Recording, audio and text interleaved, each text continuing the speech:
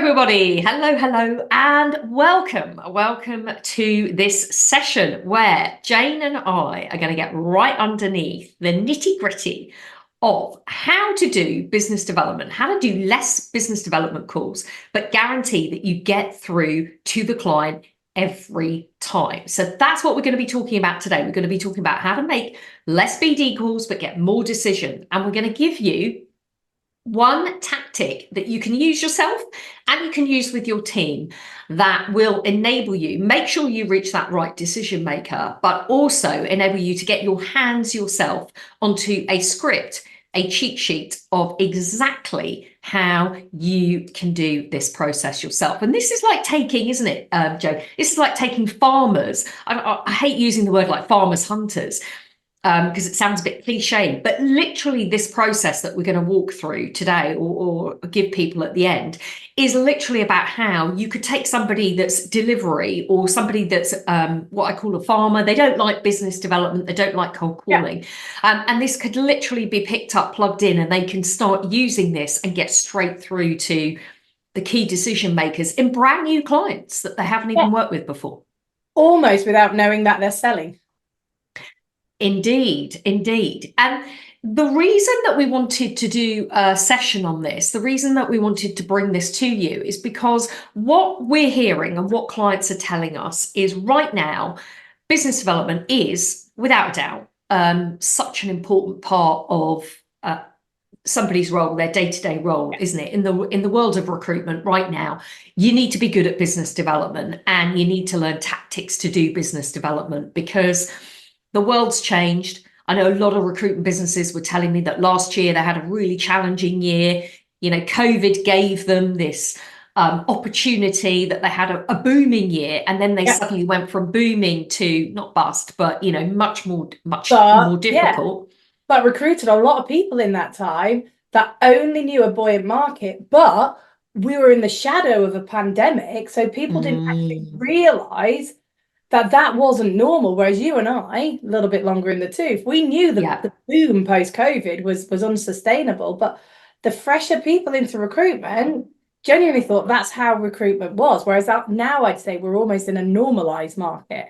Yeah. It can be challenging in some areas and less so in others, but this is recruitment. Yeah, you're right. And how that might be playing out for people, like if you're listening to us today, maybe like Jane's saying, you know, you got new consultants, they work for you, but they're missing opportunities or they don't know how to make business development calls. You know, they've never worked in an environment where they've had to do that. Or you're bringing in new talent into your business and you've got to teach them how to do that process. But maybe they don't have a network of clients that they can go to and they don't have any clue how to do business development. And this is really what is showing up, isn't it? Massively. And I think even, you know, business owners and founders who have been in recruitment for a degree of time, they're also bored of the classic, let's pick up the phone and try and make an introduction and see if there's any vacancies. And actually, the more consultative approach, the demonstrating how good you are before you do a pitch, is a much more preferred option. I mean, I did business development for a very long time. And I would say that naturally, it's not my flow. I like relationships. I don't like calling people that I don't know for no reason. So give me a way that I know I can speak to somebody who's a decision maker and have a valid reason. It's gold dust, isn't it? Yeah, absolutely. And I hear this a lot, actually. It's interesting you say that with people because they're saying, look, I've hired this person. I thought they were going to be BD. And maybe, you know, through the interview process, they felt like, you know, they'd really dig deep and that they've tested that. Did they role play it? Don't know, but they've tested that and they trust this individual. But actually then when they start working in their business, they're saying, oh, no, these people are just not business development at all. They're much more what we would call delivery or does that go back to they just don't know how to go to market, how to actually do business development in the current landscape, in the current situation. Yeah, I agree. You know, there's so much noise out there, isn't there? There's so many, I'm going to say sellers, but there's so many people trying to get in front of people to sell their product or service. And so for your, for teams, for people that lack the experience, or like we were saying, haven't got that network, maybe they haven't worked in recruitment for 20 plus years or even 2 years, they don't have that network. Like, how do I even go about building that network? Well, think about you and I. I'd like to think that if we were to go back into a cold call tomorrow, she says, shivering slightly, but I believe my style would be quite upfront and honest and say, look, you don't know me, and I apologize. I don't enjoy doing this either, but I am a seasoned recruiter. I've got 25 years under my belt. Let me tell you about some of the work that I've done. And because I've got 25 years under my belt, I would hazard if I did that 10 times, I could probably get, 3 to 4 meetings just off the back of the confidence that comes with 25 years of doing recruitment and doing it at a strong level. If you've only got 1 or 2 years, or God forbid, even less than that, you don't have that kind of bravado that you or I can take to market. So you've got to and I wouldn't have had it 15, 18 years ago. So you've got to have the tools that allow you to get the experience to be a highly skilled recruiter, to then be in our situation 20 years on, to just be able to pick up the phone and call people and say, look, I know you probably didn't want a cold call today and apologize, but this is who I am. Let's have a chat and do it that way. But until you get to that point, you've got to be stripes and you've got to do the process. And that's the thing, like, you could do that, Jane, but I'd argue I don't think that's possible for a new recruiter or somebody with 2 years or less under their belt. And that's the majority of the types of people recruitment business owners, I believe, have in their teams right now. They are those green on green, fresh people, no network, don't know how to do business development. They're trying to teach them how to do recruitment. That's step one. There's all these aspects and complications on how to do recruitment nowadays, and all these different methods of what you can be doing. So they don't necessarily know what works. And so they're just trying different things out, which means that they're probably jumping from one thing to another, and they're not then experiencing any results or any success because they're probably trying lots of different methods. And the team aren't getting it. And then they either leave, which is very costly for that recruitment business owner. It's like, shit, I've hired another person, and I still can't get them up to speed. And, I need to let them go. So maybe apart from speccing, which I hear some people talk about in the market, well, I try speccing, or I do what you just said, which is I pick up the phone and just see if they've got jobs, or I see they've got a job on a website. And so I try and get through to the decision maker, but I'm being blocked left, right, and centre with gatekeepers, or people aren't answering their phone. Right. Yeah. And in this remote world, you've got to get the phone, the mobile, or then we hide behind LinkedIn, email, etc., because it looks like a touch point, but we still recognise that in order to take a good quality brief, in order to understand about a client businesses and their needs and the growth, you've got to do that on the phone or on Zoom or in person, the holy grail.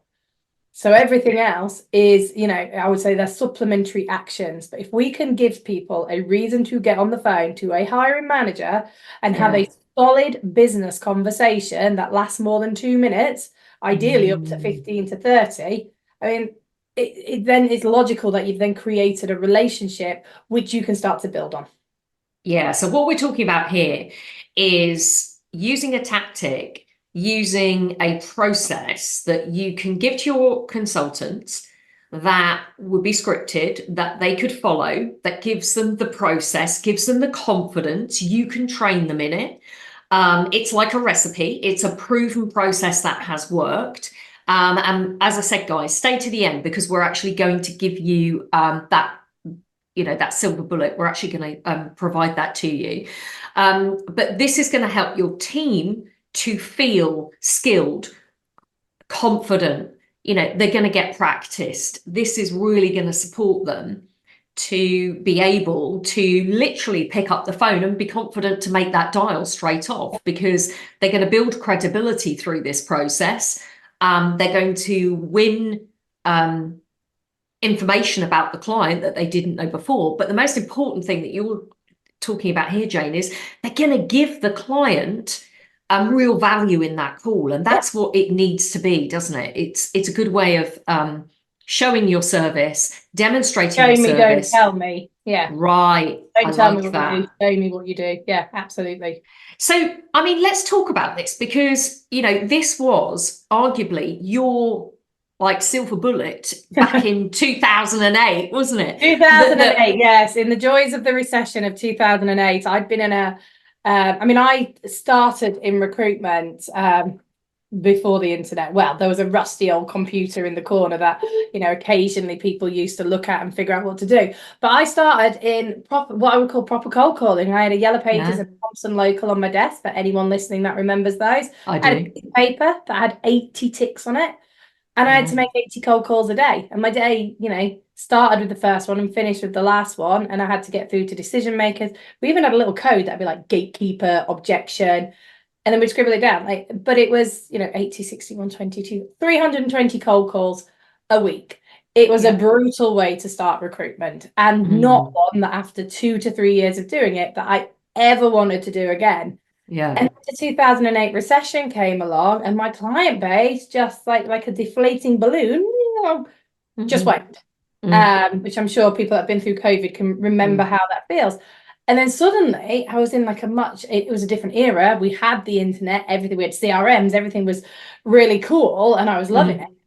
But I didn't know how to do business development because I knew if I made 80 cold calls a day, I could get 2 vacancies and 1 client visit a week. Like, I knew those metrics. Did I want to do 80 cold calls a day? No.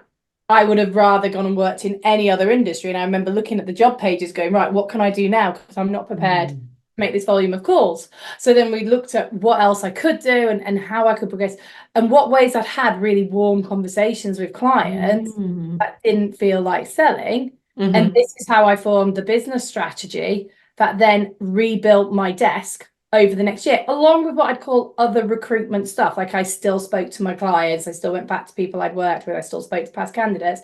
But ultimately, I rebuilt a desk by taking testimonial references on candidates working at companies that I wanted to recruit for. So I got a solid 10, 20 minutes on the phone with hiring managers that otherwise wouldn't have entertained my call. So I'll give you an example of my favorite one. And actually, I'll preempt the ending. I never worked with this client because I was too scared to follow up. But so I can tell you many where I've won business, but I'm going to tell you about one that I didn't, just for the power of it. We worked really close to Vodafone. And they were always a target client, but one of those, it was like, you knew there was a PSL, you knew there was loads of red tape. And also, no one took your call at Vodafone. You went through to an automated line.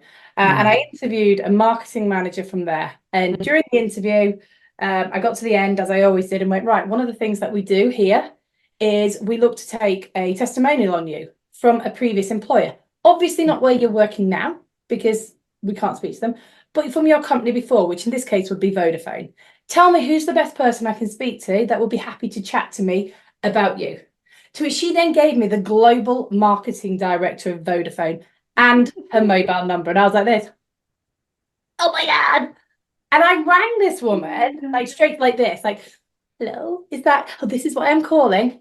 I was on the phone to this woman for 30 minutes. She loved the candidate and would have done anything to help her secure another role. Like, we talked about everything. We joked about the fact we couldn't get into Vodafone. We covered huge topics. I learned all about our team. I mean, more for me. I never followed it up, and I hold my hands up on that one. But it was still at that point, and it's what really pivoted to me and thought, actually, if I can do this with Vodafone, I can do it. My target market was SMEs. So I can do this with SMEs.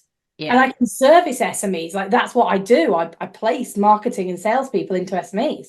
And that was a real pivot point for me, where I thought, and actually, if I really track it back, I rang her, I left a message, and she called me back. Wow. So the global marketing director, and I wasn't in this level of recruitment then. And that's the power of the testimonial.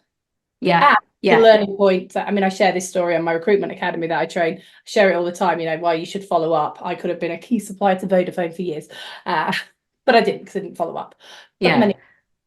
Classic of salespeople. So what you're talking about here, let's take it a step back. So how did you even know to call her? Let's just go back. So how did you? For me, candidates are the lifeblood of any sales, because they've worked at our clients that we're trying to get into. So in my first starting out in building testimonials, I'd probably say I was quite reactive. The candidates I was meeting I would then go and take testimonials on them from their previous employer. So if they'd worked at Tesco's most recently, I couldn't touch those. So I'd call Asda where they'd worked before. Yeah. It probably started out quite non-targeted. And then I'd just have great conversations. And then at the end, obviously look to flip it into a sales call. Although I will caveat, at no point would I ever say, oh, I wouldn't be doing my job if I didn't ask if you had any jobs, because it would kind of, degrade. Yeah, utterly. So there were more sophisticated ways of flipping it. Or I'd just call them back a week later and go, look, I've had a first interview. So lots of, I appreciate I'm going really quickly through that, but lots of routes. But it did start off really, really non-targeted. And then again, the penny dropped and I thought, hang on, if I want to work at, say, Holden Tyres, if I go and find a candidate on a job board and search under Holden Towers, and I give that candidate a great experience, even if, dare I say, I have no intention of placing the candidate, but they give me my time and I give them some career advice, I give them some CV advice, give them some coaching, and in return, I take a testimonial from their previous hiring manager. So then it became a strategy. Who do I want to work for? And sometimes I would go back and take multiple testimonials from the same client, because every time I'm doing it, I'm doing this. Hi, I'm a really good recruiter. I take testimonial references. How many recruiters, and for those of you listening, how many of you take testimonials on all of your candidates, not the ones when they get an offer, all of your candidates? And for those of you that are really niche, imagine the power if you were taking testimonials on all of your candidates, how much more you'd speak to your market. Right. And are your competitors doing? So I know, Katie, when we worked together, our competitors didn't do that. No, 100%. And it's really, this is the thing, isn't it? Because what you're talking about there, let's just think about this, imagine this. So if I'm a business or I'm a recruitment business owner or I've got people in my team, reality is, if you were just doing that, so let's say you were just doing that on 2 to 3 candidates a week. Yep. Because you're going to pick the job up that person has potentially left or leaving, and you're going to build a relationship with that client. And like you're saying, you can then put in motion, once you've built that trust, you haven't asked them about jobs that they're looking for. Yep. And like you say, there's a sophisticated way to do that. But the point is that you've gone in, you've built credibility. Here's what we stand for. Here's what we do. Here's why, clients work with us. So you only need a small volume of candidates for you to actually work that process. Yeah, I found it more beneficial working my candidates and seeing who worked in companies that I wanted to target, and then spending my time with those candidates. Because the key to this is the candidate has to have an incredible experience with you. And whether that's with the BD person or the resourcer or the delivery manager, doesn't matter. They just have to have an incredible relationship and recognize that them providing you with testimonial details is going to boost their job hunt. And it does. I often, again, I'll go into Storytale. I worked with a chap once called Andrew. He's still in my Facebook feed. I'm just thinking if he ever hears this, he'll probably laugh. But it was called Andrew, and I placed him into, it was a final interview for a large software company in Ealing for quite a junior HR role. And it got to final stage, and I hadn't took a testimonial on him because he'd come from a legal agency, which we would work with. So I'd no real, so I kind of skipped the process. I'll not do that. We got to final stage, and he was one of 2 at final stage, and the second person wasn't through me. So at that point I thought, hang on, maybe I should go take a testimonial, because then I can give it to the client, because it works twofold.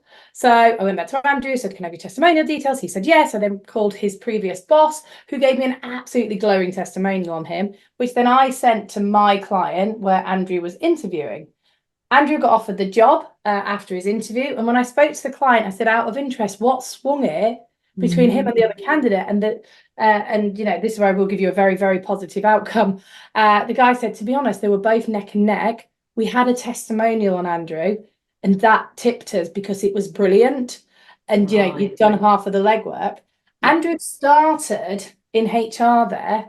When I left recruitment, Andrew was currently the legal and HR director. I can't even add up how much business I got from Andrew. In terms of, I put him into a position of hiring. We were his exclusive recruiter for about 3 to 4 years. So it's that nurture base again of do right by your candidates. They will, and also because they're speaking Like, they're speaking to the hiring manager saying, look, this agency is going to call you. They haven't got me a job, but I'm interviewing through them. And I've said that you'll give a testimonial on me. Is that okay? So you're being introduced. So it's like, bye-bye, gatekeeper. See you later. She knows I'm calling. Yeah, So, I'm going straight to the chief. And for you, having this process, I mean, how quickly did you see results when you started using it? it was, I'd say at first I practiced, because I think like anything new, I practiced it on what I'd call a colder market. So people that I probably didn't expect to buy from me or didn't have vacancies, just while I could get the language out and not make it sound clunky. But after that, I mean, I rebuilt an entire desk. I don't really do cold calling without a reason. So apart from, occasionally specking out some candidates that were sought after, this was all I did. And I'm trying to remember what my 2008, 2009 billings were. I've got no idea, but I don't remember anybody pulling me in for a performance-based meeting saying I wasn't billing enough. So they must have been okay. But it's instantaneous. If you think about the process, you do a good call. So if I call you and say, hey, Katy, I know Lucy used to work with you. She said, I'm going to call. Have you got 15 minutes? Then I go through some very set questions where I allow you to wax lyrical about Lucy. At the same point, what I've always had as I do this, I have a piece of paper, or actually in my upgraded world, I've got an iPad, but it has the word hooks on it. So even if, Katy, you were to say to me, oh God, Jane, do you know what? I'm so glad you've called, because as well as doing, this testimony, I've just had 3 members of staff leave and I desperately need a recruiter. I would literally do this. Thank you for that, Katy. We can come back to that at the end, but I'm here to talk about Lucy.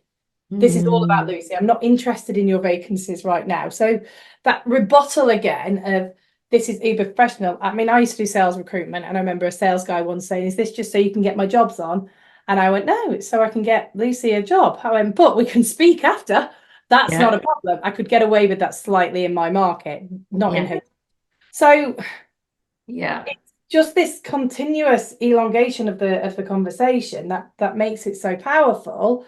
Because all you've got to do at the end, and I say all you've got to do, this is where it gets more strategic, is, thank you, Katy, for your time. I really appreciate it. And it's going to be really beneficial in helping Lucy get a job. And then you have to decide what to do. Do you end the call, which is what I did with Vodafone? You can obviously go back. I can come back and speak to you next week if needs be. Do you B? For my gentle, and this is what I used to teach guys, well, I still do teach guys that are just learning this. The gentle flip would be, also, Katy, while I've got you, could I just ask a question? We've just started doing these testimonials. How beneficial is it for you when your recruiters take a testimonial on candidates they introduce to you? Because I already know that you're going to say to me, they don't. And I'm going to go, oh, that's interesting. Because I'm not telling you that I do testimonials on all my candidates. I've just shown you. Or I can go more direct. Look, we've had a great meeting today. I really appreciate it. You mentioned a few challenges. I don't know if I can help you, but I'd certainly love to have a conversation with you. I'm in your area next week, straight into classic sales. I could pop in Monday or Tuesday, 2 o'clock, 4 o'clock. There's lots of if you imagine a spider diagram, there's lots of routes off that we can pivot. The key thing is you must follow up. Off the top, follow up. Fortune is in the follow up. That's key. And as you're saying there, which is so important about this, is this process. If people want the fastest way to actually get a face-to-face meeting with their clients, if that's important, this is probably one of the most powerful ways to do that. As a business development route, as you're saying, to market, isn't it? Because when you've done that process, clients absolutely are happy to meet you versus, oh, we'll just wait until I've got a brief and then I'll meet you type thing, which I know a lot of people also get. So you're known to them.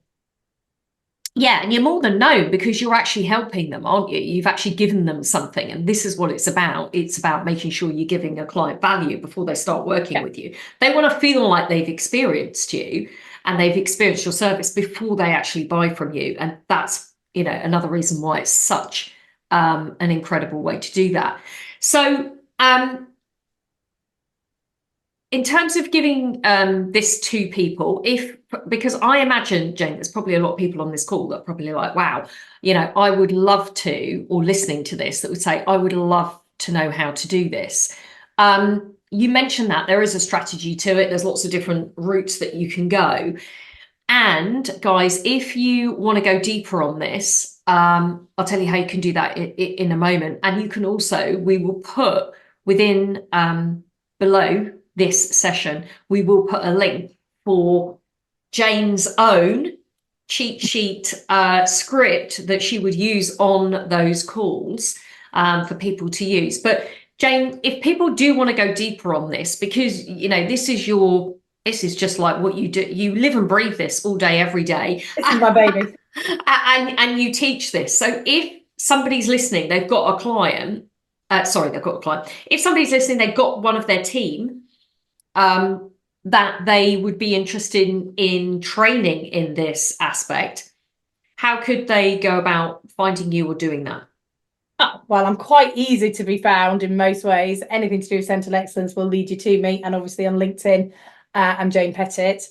We run a training academy. So we run a 16-week academy, which is designed to take your salespeople from not knowing how to do BD and bring them out with all the tools and the processes they need to sell exclusive and retained, and do it in a way that doesn't involve doing those really cold, ice cold calls from that side. And our next one is kicking off on the 11th of April. Okay. I was speaking to a graduate yesterday, which was lovely. I spoke to her and asked how she was getting on, and she said to me the magical words of, I've billed 48,750 and sold 3 retainers since the course finished. And she was a January graduate. So like, we know this stuff works, and this is other tools. So we'll teach you like the intricacies of testimonials, but also other routes to market. And then when you get the job, what to do with the job, because there's whole gradings of what a good job can look like. Yeah, you're absolutely right. Okay, so if you are interested in that, obviously, as Jane said, she's on LinkedIn. We'll post her link below this as well. And we'll put that cheat sheet in there if you want that, or drop us an emoji and let us know that you want that. Just raise your hand and we'll make sure that we get that to you. And if you want any other support around how to build your recruitment business, then please do drop us a note, pop in the link below, and we can have a call and support you around that. So that is it for today's session. That is how you make less business development calls, but get more decisions in a very, very powerful way. So we hope you've enjoyed that with us today, and we will be back with you again soon. Take care. Goodbye.